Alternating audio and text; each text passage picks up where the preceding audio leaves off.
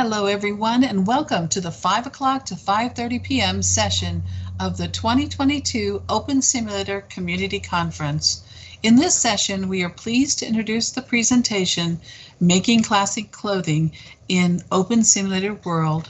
Our speaker is Beth Ghostraven. Beth designs system and prim clothing for educators and other professionals. Please check out the website found at conference.opensimulator.org for speaker bios, details of the sessions, and the full schedule of events. This session is being live streamed and recorded, so if you have questions or comments during the session, you may send tweets to @OpenSimCC with the hashtag #OSCC22.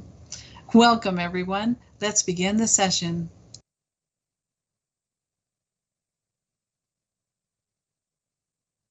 Hi, I'm Beth Ghostraven. I'm a retired middle school teacher librarian in the physical world. In Second Life, I own the Book and Tankard Pub in Victoria City, Caledon, and Ghostraven Professional Attire, classic clothing for educators in Second Life. I'm communications chair for the VWBPE conference, an unofficial liaison between education groups in Second Life. There's a giver box that looks like a toolbox in front of each region. There's one right in front of the stage here and in each region in the direction of the stage. If you go ahead and click on that, it might go into your suitcase. Hopefully you can find it and open it. But even if you get it later, it has some tools in it for you. And I'll talk about those as the presentation goes on. It includes a note card with some sources in it, a background screen that you can use to pose again, a pose animation, some sample textures, some sample clothing, UV layers. I'm going to move out from the podium for just a minute so you can see what I'm wearing. And I'll talk about these UV layers shortly.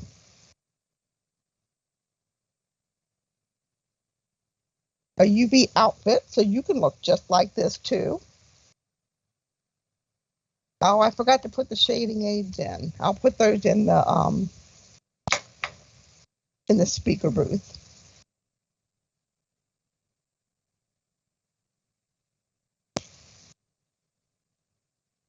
Part of the learning curve for teaching and learning in Second Life and OpenSimulator is the need to personalize one's avatar. Teachers need their appearance to enhance and not detract from their instruction. Students need to feel immersed in order to learn effectively, and personalizing their avatars contribute to this, in my opinion. This presentation will help you explore some possibilities for creating your own clothing. Here's what we'll learn about today.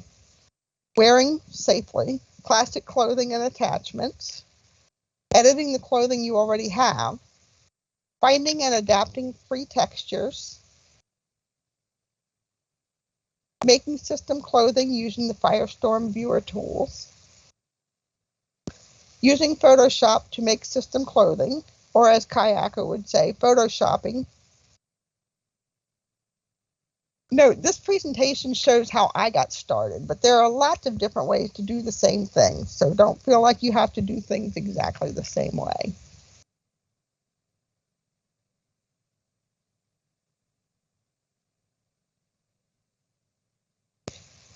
So system clothing looks like the pictures on the right side of the screen. That's what it looks like in your inventory, little pictures of clothing. Here are some characteristics. Whoops. Clicked the wrong thing. The texture is applied to the shape as if painted on layered over skin. It may be customized using sliders. It may be worn by mesh avatars with bakes-on mesh capabilities. And it's extremely low complexity. The icons on the right, except for the alpha layer, show system items in your inventory. If you check the box to show only clothing, these will be the things that show up. Yes, the templates that I used to make this clothing are by Robin Wood.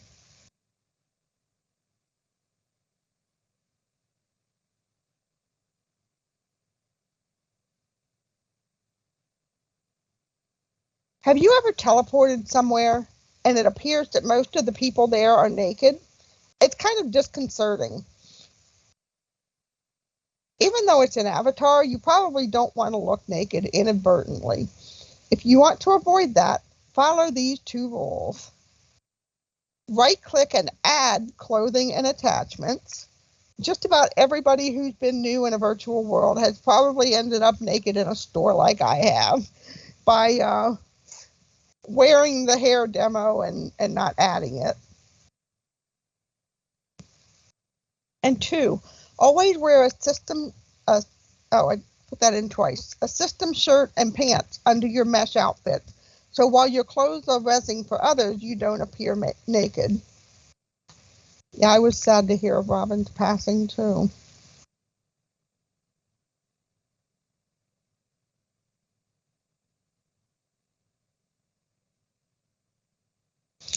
Editing classic clothing and attachments. Permissions or perms.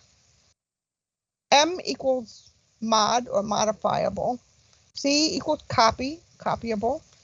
T equals transfer or transferable. If something's full perm, it's modifiable, copyable, and transfer. Most items are either copy or transfer.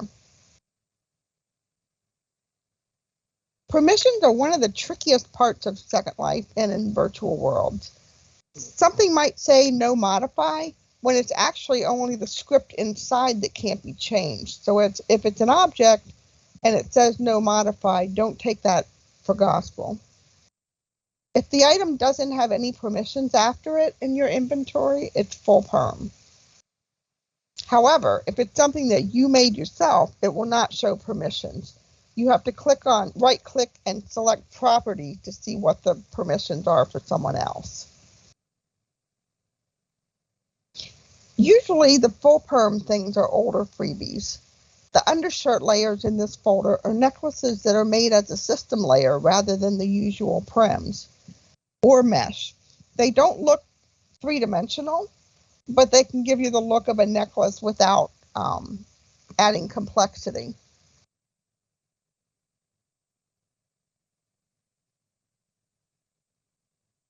When modifying, make a copy first. It's really easy to totally mess something up when you're trying to customize. Son, yes. If that happens and the item is not copyable, check with the designer to see if they'll give you another copy of the item. Many designers are easy to work with and very willing to help.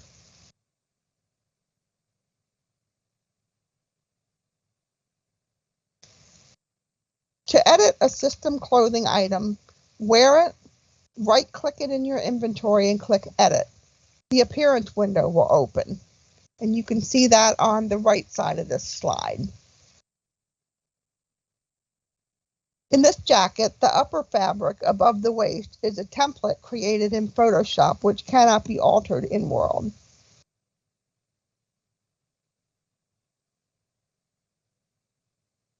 Because it is grayscale, though, it can be recolored by clicking the color/tint box, which opens the color picker. You can see the color picker on the left. Make sure you click OK before you close the color picker to save the color you chose. You can also shorten the sleeves or pants legs or change the waistline. You can't add length to anything that's on a template like this, but you can always subtract length.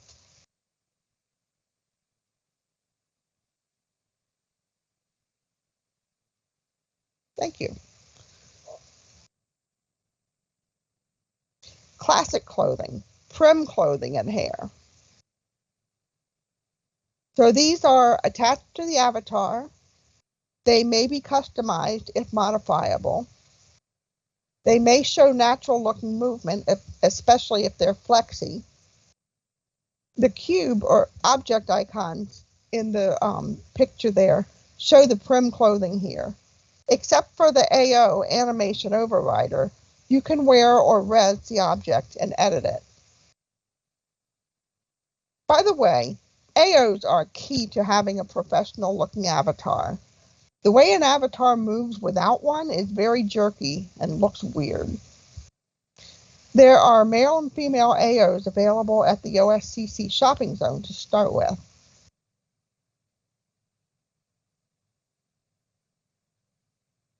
Make a copy and pose. Before you edit objects attached to your avatar, make sure your avatar will hold still while you work. Here are 4 ways to do that. A pose stand can be res, and I put one of those in the toolbox for you that Fran thankfully provided in the shopping zone.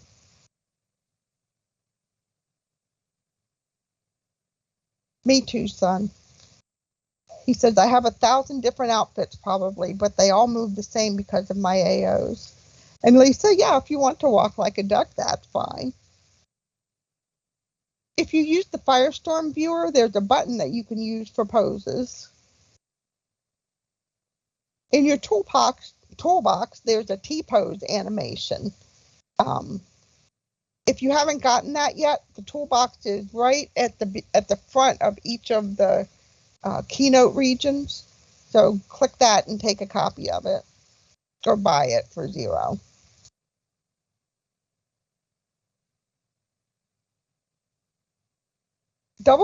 If you double click the T-pose animation and click either play in world or play locally, I don't really know what the difference is, then it will put you in that T-pose and hold you there.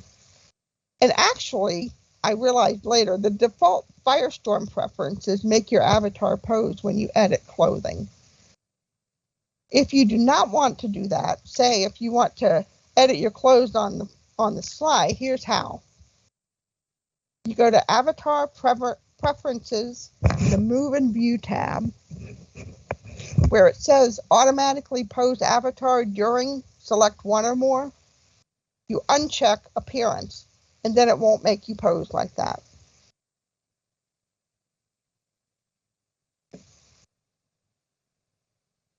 Editing wearable prim objects. In the Wearing or Worn tab of Inventory or Appearance, you can right-click on an object and choose Edit.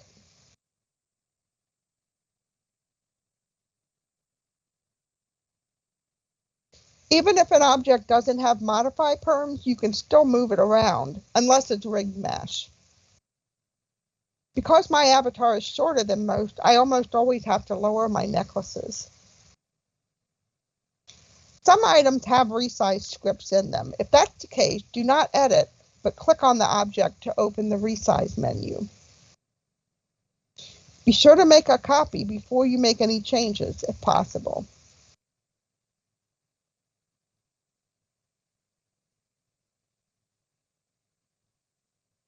Making fabric textures. Whoops. Almost all of the textures that I buy in Second Life are only licensed for that grid. So far, I haven't found a texture merchant for OpenSim, so if I want to use textures in OpenSim, I need to make them myself. Son says, avoid the undo key. Son, I want you to tell me more about that later, because I love the undo key. I find and adapt textures that I find on the internet, being careful to respect intellectual property rights. I almost always use textures licensed for Creative Commons CC0, which means it's public domain, free for use for any purpose without attribution. I don't mind acknowledging artists, I welcome it, but it's not practical to do when I'm making clothing. Oh, okay. He says if you undo a move, it destroys the link trim. Just in OpenSim, not in Second Life. Good to know. Thank you.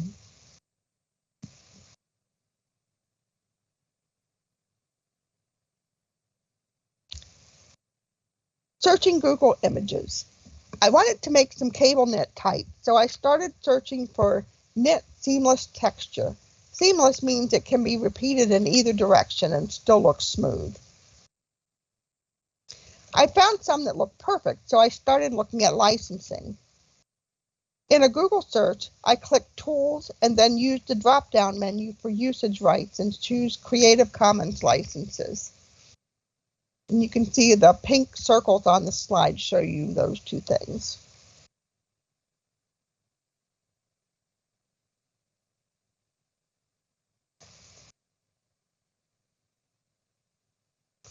There are still some great textures here. However, I still need to check the sources. I already know that Adobe stock is not free. It costs money. So I clicked on one from SketchUp Texture Club.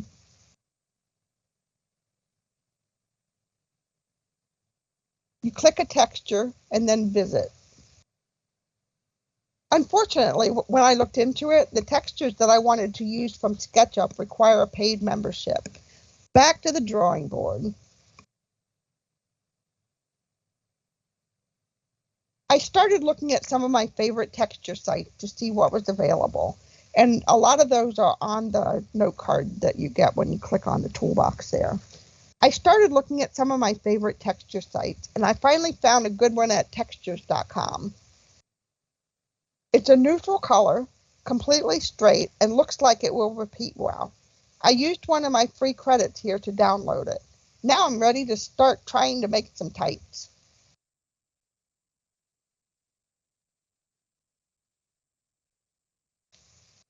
Making system clothing from scratch. Just like editing system clothing, you can also create it. Here's how you do it in the Firestorm OS viewer and in Second Life.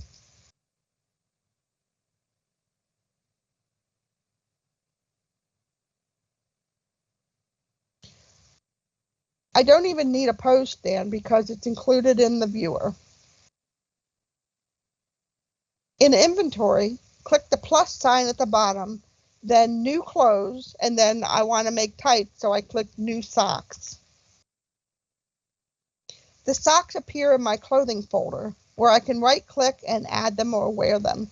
Once I'm wearing the socks, I can right click and edit.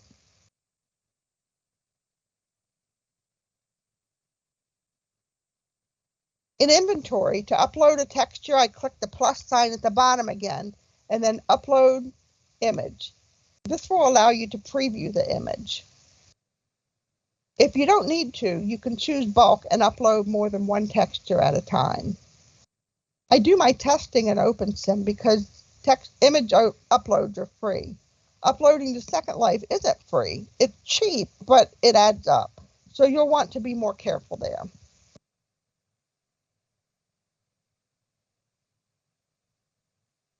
Wow, I am almost out of time.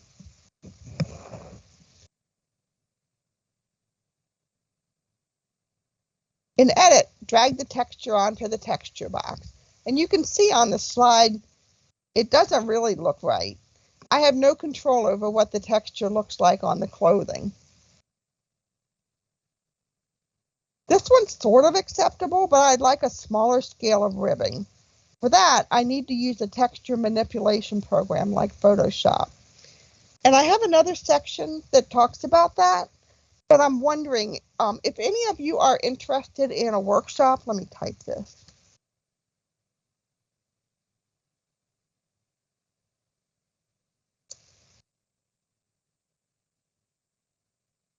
I can go into more detail there.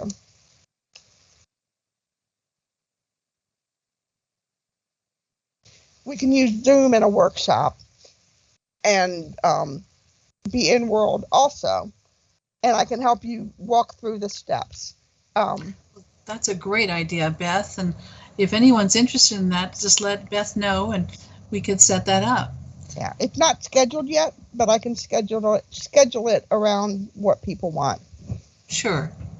Well, thank you, Beth, for an informative and interesting presentation.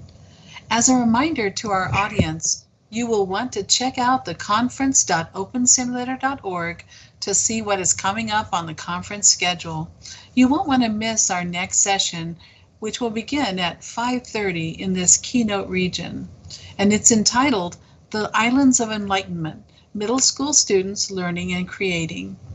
Also, we encourage you to visit the OSCC22 Poster Expo in the OSCC Expo 3 region to find accompanying information on presentations and explore the hypergrid resources in OSCC Expo 2, along with the sponsor and crowdfunder booths located throughout all of the OSCC Expo regions. Thank you again to Beth and to you, the audience.